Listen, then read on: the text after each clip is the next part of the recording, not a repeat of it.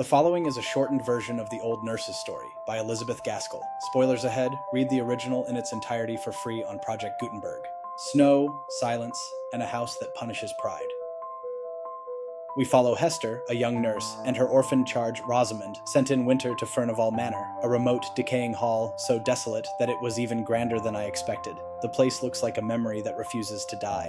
The West End holds an organ built into the wall, and so large that it filled up the best part of that end.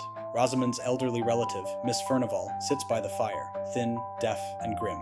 Hester calls the house dark and gloomy beneath the winding galleries. That phrase does the work of 50 candles. Then the first crack in the ice. One bleak evening, Rosamond startles and points. "Look, Hester, look, there is my poor little girl out in the snow." At the window, a child in white beats on the frost, pleading without sound. Hester moves, and the house answers. The great organ pealed out so loud and thundering, it fairly made me tremble, and the vision shatters. Panic in the kitchen. Even the stern housekeeper shrieks the verdict. An evil child, a wicked, naughty child, who would lure her to her death.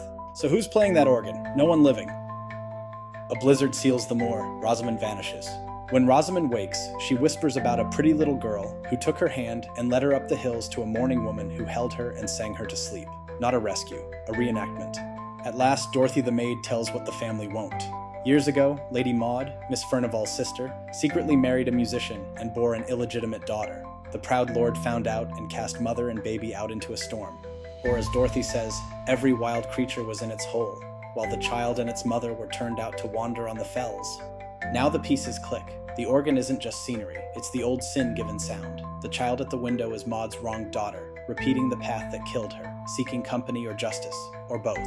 The house keeps time. Each peal from the wall shakes the living into remembering what the Furnivals chose to forget. And that's the sting. This ghost story doesn't chase you down corridors. It sits you in the great hall and makes you watch pride do its work across generations. The snow preserves the evidence in little footprints. The organ amplifies guilt. The child asks for warmth and gets a locked door.